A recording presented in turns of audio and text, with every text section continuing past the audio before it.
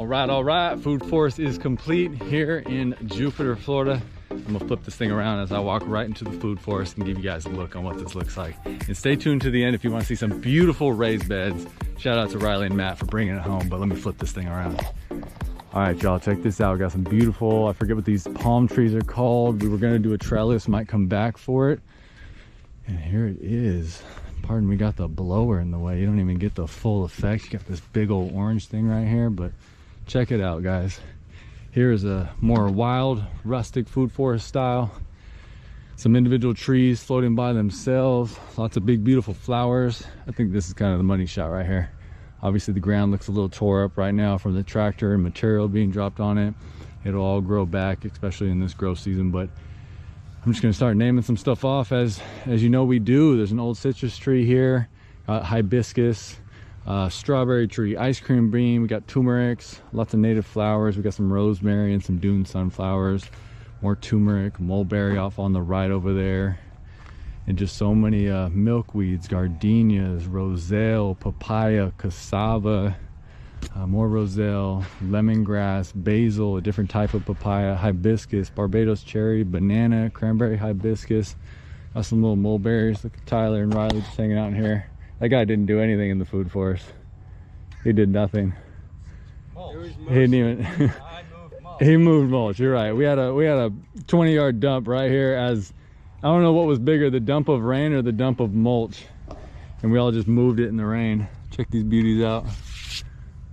Beautiful, beautiful. Tyler put most of these plants in. That guy did it. He did. He did. We had some old mulch piles here, so we just stuck bananas in them. Got maybe prop that guy up a little bit. Barbados is looking good. It's got some blooms on it. Banana. I think we still got to take some tags off. We got a couple sweet potatoes that kind of take over the back of this thing. Fire spikes. Not natives, but they do really well out here. We got a Lulu, or a Lulu avocado, longevity spinach, butterscotch sapodilla. Shout out to Jack at Urban Abundance for that guy. Got some Cavendish. Shout out to Nick's Edibles for his beautiful bananas. Shout out to Connor and Incredible Edible for their flowers down here, for their plants down here in Jupiter. Beautiful sugar apples doing awesome right now. Fire spike, we got to blow this guy off. And rosemary and blue porterweed, the non-native one. I forget what that calls, but what this is called, but you guys, this smells absolutely amazing. Smell it, smell it. You smell that? Wow, so good. We had some pine trees here, which is the perfect environment for some blueberries. So we have 3 different types of blueberries. Unfortunately, the native blueberries were not in stock, so we went with some other ones, but they do very well out here. We mixed in some rainbow eucalyptus trees.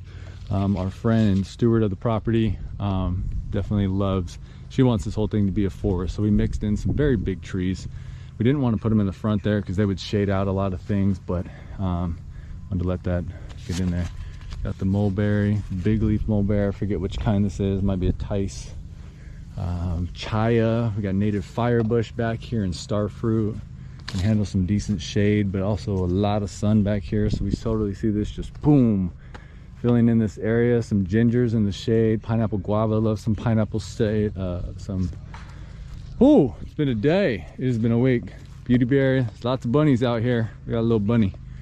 Again, rainbow eucalyptus and a coconut back here, a little bit on top of each other, but again, this is a food forest and we felt okay with it, with where we're at and the amount of light and the water and everything. There's kind of a path back here with a coconut tree that's actually been there for quite some time. And so actually I will take y'all this way. Our friend likes to actually ride her horse through here, so where I'm walking right now is pretty much the path that she would take with her horse. We added another coconut right here, and again, this is just another angle of the food forest. Just beautiful. Much more wild style, not such hard edging. But anyways, if you guys need some help planting food forest in Central and Florida, our team has been up to Georgia, down to Homestead, doing a lot of amazing work, and this is another good one. We'll probably be back here in about 3 months, but we will be back to check in on this thing maybe midsummer. If not, we're definitely coming at the end, and we expect a good amount of growth. We did irrigation along the fence over there, just overhead irrigation. and a couple bubblers on a couple of the trees that needed it. So other than that, I'll let y'all just take a look.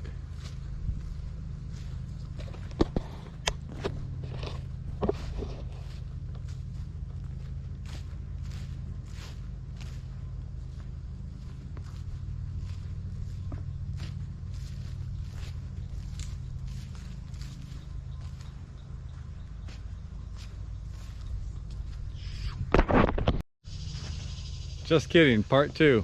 I forgot about the raised beds I told you guys to watch. So I'll flip this thing around again, let me show you.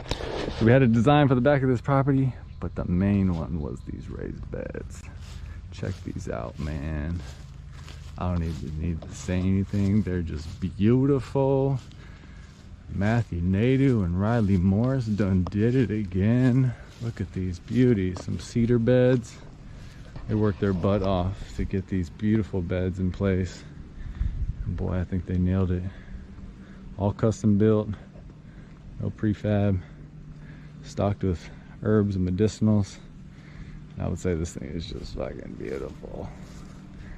Just matches.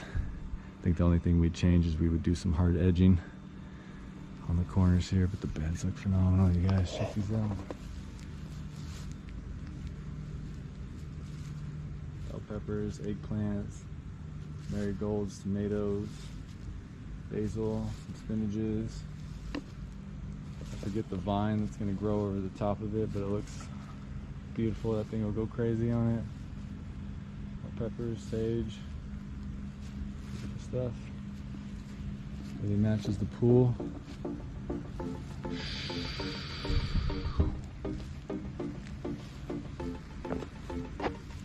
Okay, now I mean it. Peace out.